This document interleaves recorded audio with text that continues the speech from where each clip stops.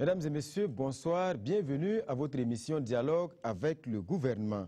Aujourd'hui, nous recevons sans doute l'un des ministres les plus sollicités en ce moment, le ministre de l'Éducation nationale et de l'alphabétisation, M. Jean-Martin Coulibaly. Bonsoir, Monsieur le ministre. Bonsoir, M. Oudaogo. Alors, nous sommes en pleine rentrée scolaire et dans le contexte du continuum, les attentes et les besoins des acteurs sur le terrain sont multiples et multiformes. Avec moi sur ce plateau, pour conduire cette émission, Aimé Nabaloum, journaliste au bimensuel d'investigation Le Reporter, et Adam Khaled Ouedraogo, journaliste à la chaîne de télévision privée Canal 3. Bonsoir, messieurs. Bonsoir. Alors, je le disais tantôt, en cette période de rentrée scolaire, les plaintes sont multiples et pour se faire une idée et camper le décor de cette émission, nous vous proposons de suivre tout de suite ces réactions recueillies sur le terrain un peu partout sur le territoire. Suivez plutôt. Dans la ville de Dédou ici, il y a 2 établissements du public qui peuvent accueillir les enfants de la seconde. C'est notamment le lycée provincial ici, avec 2 classes seulement de seconde, dont une classe de seconde A, une classe de seconde C. Il y a aussi le lycée municipal qui a 3 classes de seconde, dont 2 classes de seconde A et une classe de seconde C. Nous sommes à 85 élèves par classe de seconde, alors que les textes prévoient 60. Très souvent, la vacation que nous attendons, en tout cas de l'État, n'arrive pas à temps. Au niveau de la région, il y a eu des établissements où, par exemple, les gens n'ont pas pu tenir le conseil de fin d'année parce qu'il n'y a pas l'argent pour payer la vacation. Et qui est pénalisé? C'est l'élève qui est pénalisé. Au niveau des classes multigrades, il n'y a pas de matériel, il n'y a pas de formation, on n'est pas formé. Moi, personnellement, je suis sorti de l'école, je n'ai reçu aucune formation sur multigrade. Bon, je suis allé comme ça, on a pris les documents, mes données, il faut enseigner. Je suis concerné par des écoles où on a affaire à des classes multigradées. Voilà, ça veut dire 2 divisions dans la même classe où l'enseignant est censé gérer. Maintenant, il se trouve que ce beau boulot que nous abattons là, sincèrement, 500 francs d'indemnité par jour contre tout ce travail, c'est vraiment insignifiant presque.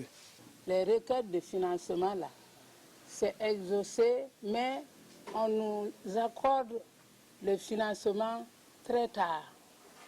Et ça fait que au moment où nous devons rentrer en alphabétisation de la population, l'hivernage est déjà là. Ça fait que le taux de dépétition, vraiment, souvent, c'est énorme. Il y a le problème des examens de sortie, aussi bien des étudiants de l'IDS que de l'ENESCA.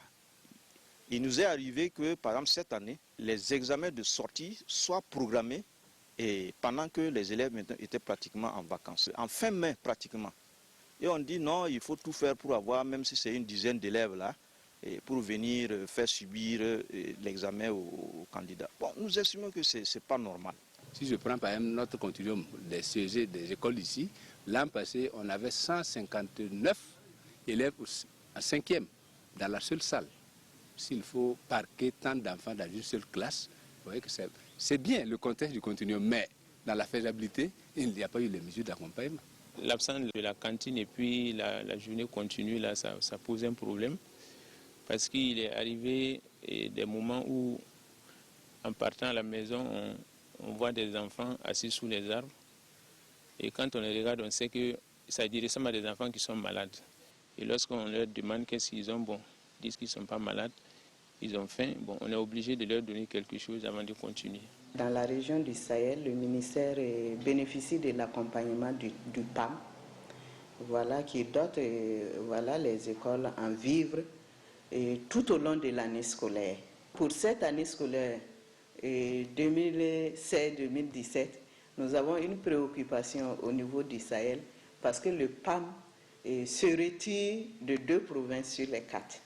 Le domaine préscolaire est un peu délaissé dans la politique éducative. Et si on veut voir même les dotations de fourniture, programmes alimentaires, le préscolaire n'est pas pris en compte. Lorsque au départ ils ont parlé de la fusion des 2 ministères, on s'attendait au moins qu'au niveau régional qu'il y ait des directions régionales séparées. Mais à notre grande surprise, le ministre a joué à la sourde oreille, il y a du désordre et on ne pourra pas s'en sortir, ça c'est sûr. Le manque de place fait que les parents sont désemparés.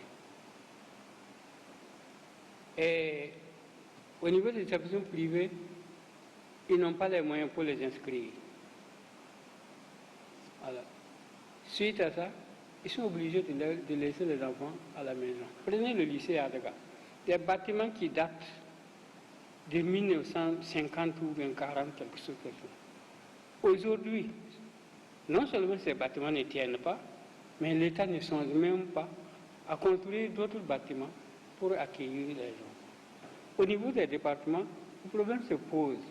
Il y a des établissements, des lycées par exemple départementaux, qui sont là, mais sans professeurs.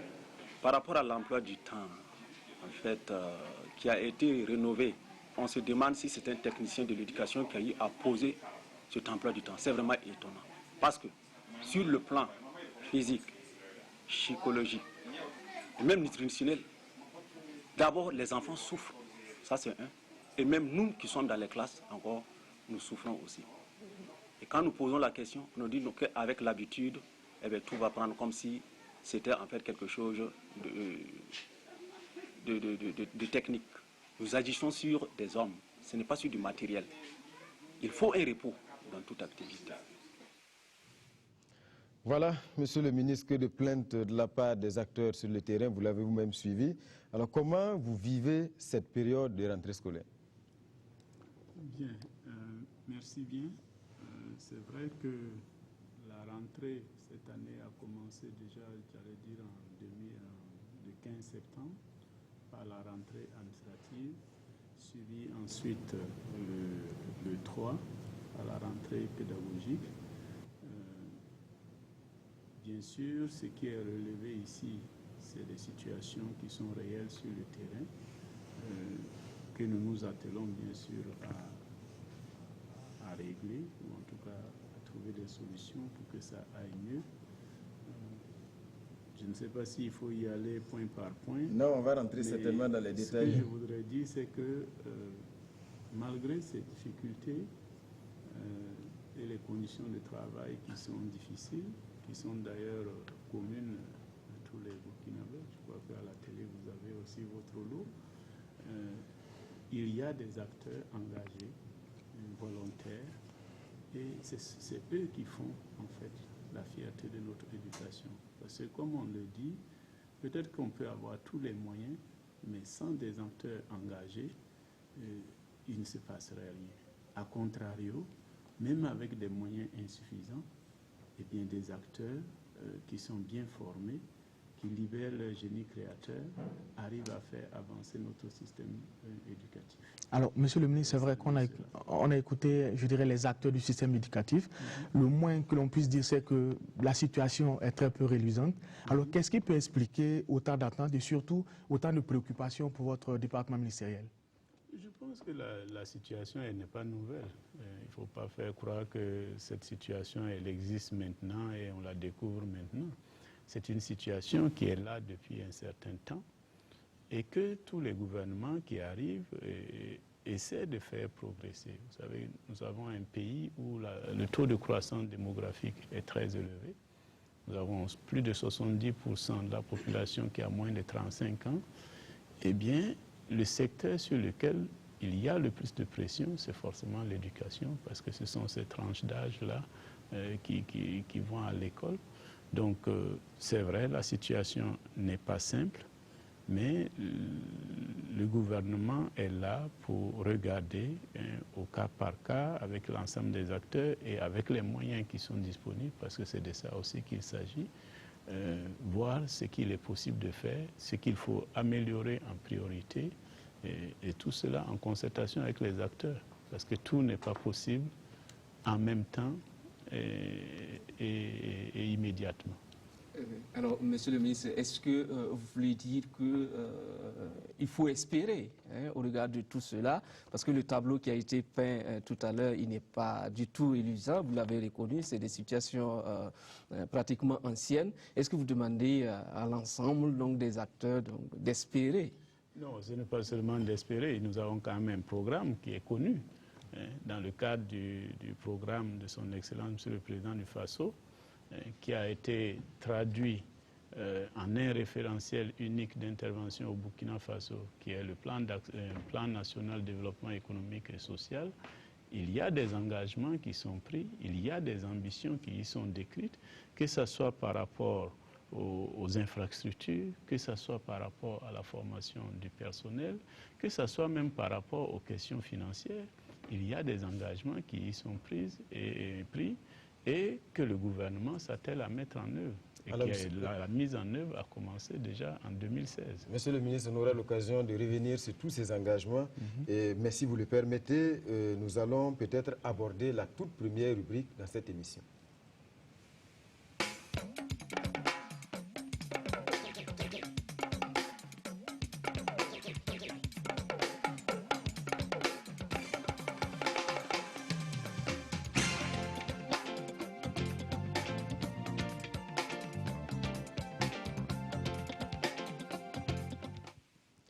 Le secteur du préscolaire et du primaire, c'est là où tout commence pour tous les élèves. C'est donc un niveau stratégique pour donner de bonnes bases aux élèves et plus de chances de réussite. Quels sont les enjeux ici et quelle est la politique du gouvernement dans ce secteur?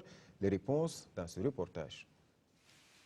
L'éducation est au cœur de la problématique du développement et c'est seulement avec une population fortement éduquée que les pays développés et ceux qui émergent actuellement ont pu relever les défis ayant permis d'améliorer le niveau de bien-être de leur population. Dans un contexte de sous-développement comme le nôtre, la réalisation des objectifs du système éducatif ne peut dépendre uniquement de la seule dynamique et organisation interne du secteur de l'éducation. Elle dépend également de nombreuses contraintes, parmi lesquelles les facteurs politiques, socioculturels, démographiques, sanitaires et économiques.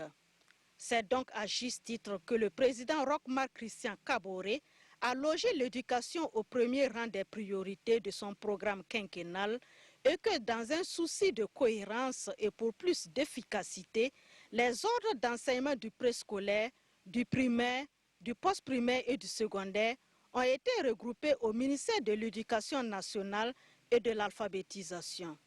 Aussi, est-il prévu pour le préscolaire un accroissement de 10% par an du taux de scolarisation d'ici à 2020 à Ouagadougou et Bobo-Dioulasso et également dans les villes moyennes.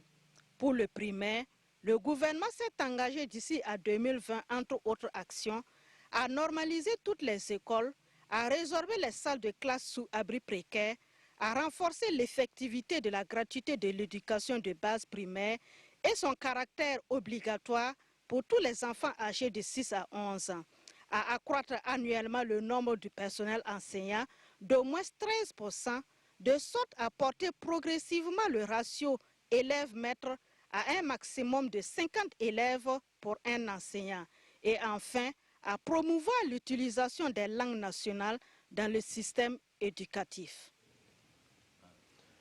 Voilà pour ce reportage. Priorité aux acteurs et aux citoyens. Nous allons, Monsieur le ministre, suivre tout de suite la première question recueillie sur le terrain pour vous.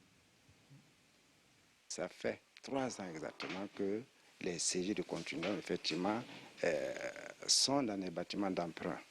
Et la question fondamentale que nous voulons adresser à Monsieur le ministre, c'est à quand, effectivement, le début de construction de ces CG de continuum et effectivement, à quand la fin des classes sous paillotes?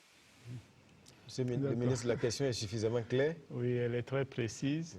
Je voudrais dire que rien que pour 2016, nous avons lancé à FADA, sous la présidence de son Excellence Monsieur le Premier ministre, ce vaste programme de résorption des classes sous paillotes, qui est un engagement fort du président du FASO, d'avoir 0 classe sous paillote à la fin du quinquennat.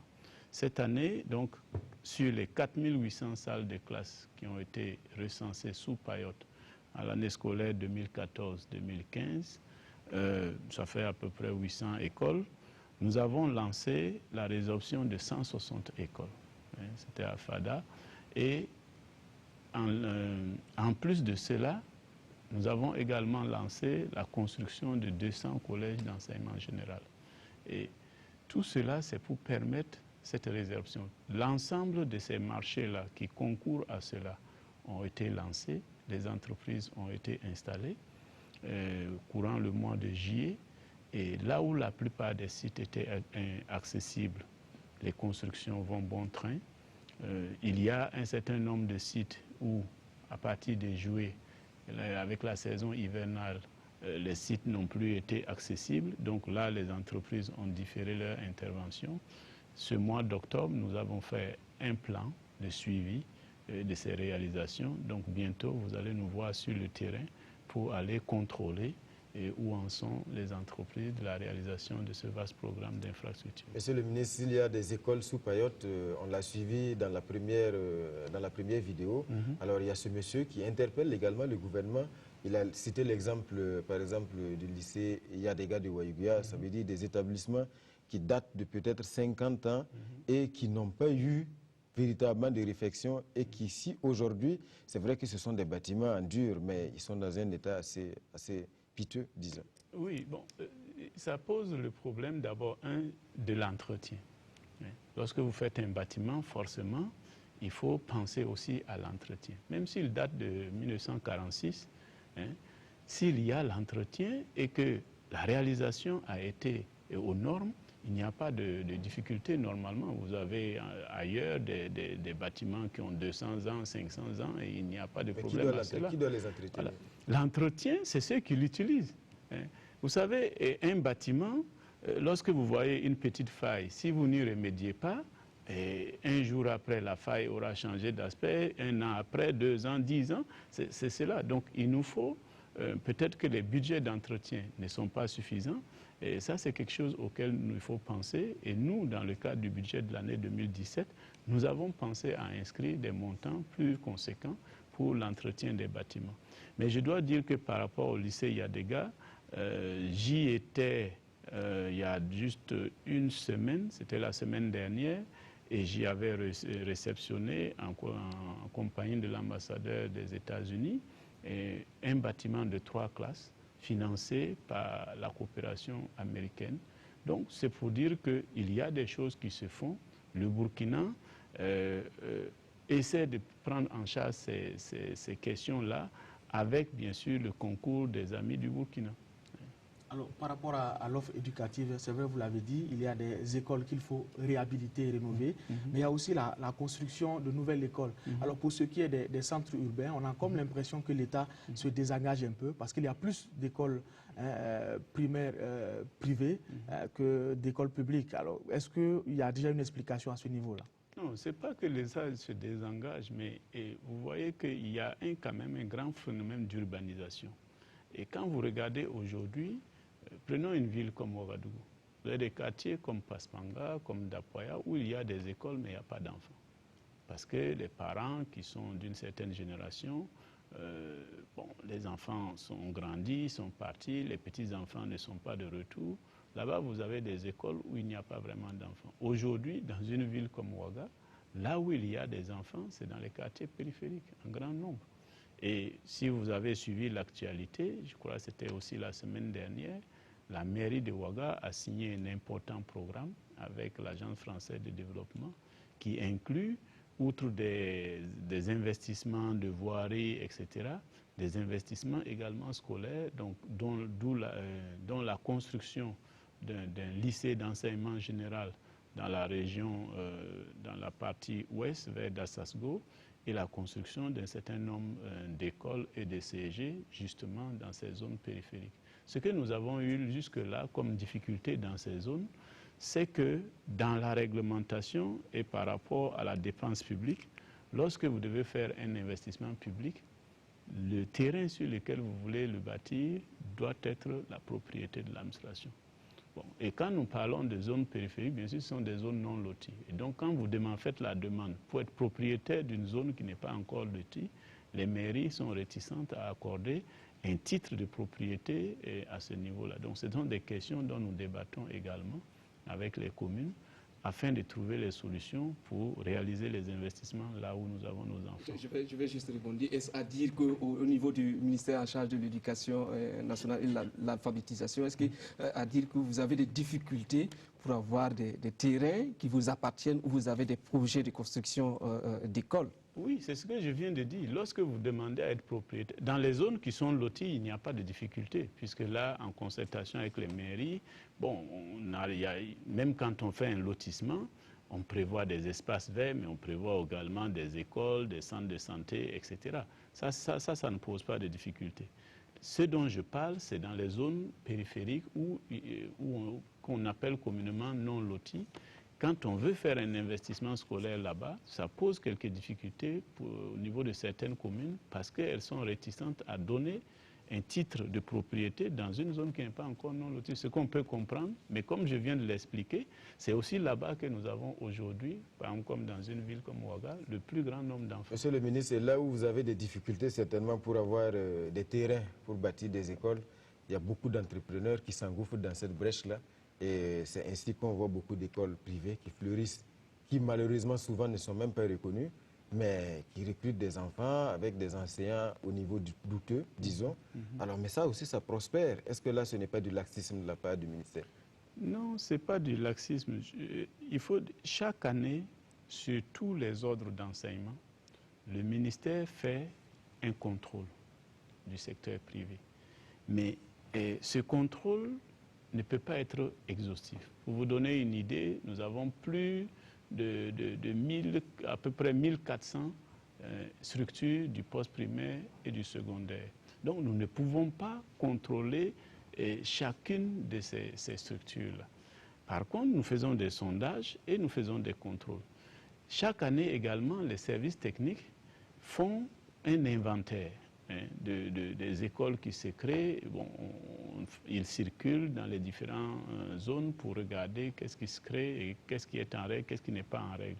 Donc, chaque fois que nous découvrons effectivement qu'il y a des gens qui ne sont pas en règle, les dispositions des textes applicables leur sont appliquées. Là-dessus, c'est la fermeture quand il y a trop de décalage. Et quand on peut rattraper des choses, nous leur disons que ça et ça et ça n'est pas tout à fait en ligne avec le cahier des charges, parce qu'il existe un cahier des charges pour tous ces niveaux-là. Et donc, les gens devraient investir en respectant ce cahier des charges. La procédure veut même que vous demandiez d'abord de façon primaire une autorisation de créer une telle structure. Quand on vous la donne, c'est une autorisation pour faire l'investissement en accord avec le cahier des charges. Et lorsque cela est fait, vous revenez vers le ministère pour demander l'autorisation d'ouverture parce que maintenant vous pensez remplir les conditions. Nous allons vérifier et quand c'est rempli, on vous donne l'autorisation d'ouverture. Malheureusement, ce n'est pas toujours respecté. Et donc, quand ce n'est pas le cas, ce que nous souhaitons, c'est que la population, les parents d'élèves qui vont solliciter ces établissements puissent nous les dénoncer afin qu'ensemble, nous puissions assainir donc ces pratiques-là. Monsieur le ministre, nous allons peut-être recueillir une deuxième question. On va suivre une deuxième question que nous avons recueillie sur le terrain. D'accord. Monsieur le ministre, je voulais savoir, ils ont dit de mettre les filles à l'école, mais pour leur scolarité est élevée. Voilà, monsieur le ministre, elle a une jeune fille qui se plaint. Non, il faut dire que quand même depuis un certain nombre d'années, la question de la scolarisation des filles a été vraiment prise en charge par le ministère. Nous sommes un des pays où la parité est presque atteinte. Ça veut dire que les efforts de l'État ont payé.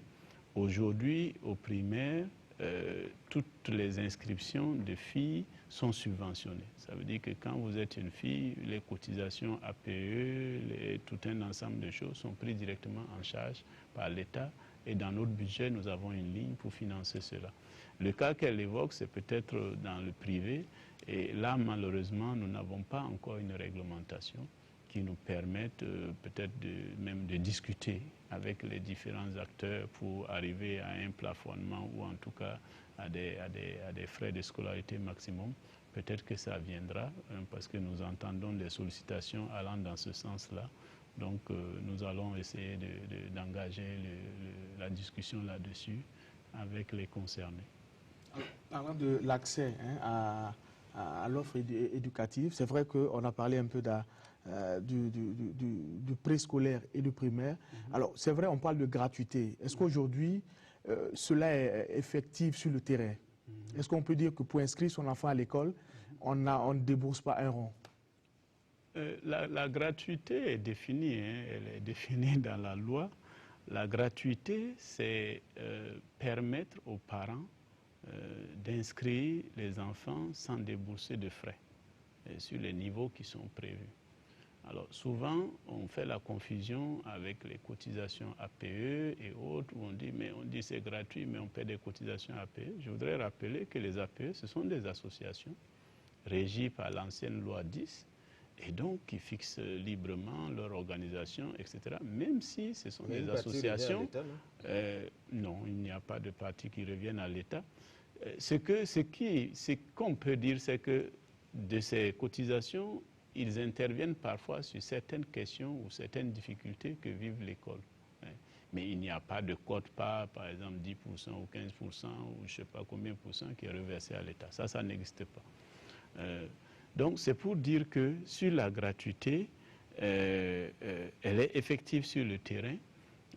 Nous essayons de la mettre en œuvre depuis maintenant 2009 par le transfert aux communes pour qu'elles prennent en charge ce qu'on appelle le cartable minimum, donc qui comprend un certain nombre de fournitures évaluées à 2600 francs, je crois, par élève et par année, et qui prend en compte aussi le fonctionnement d'une classe pour une année qui est évalué à, je crois, 20 000 francs.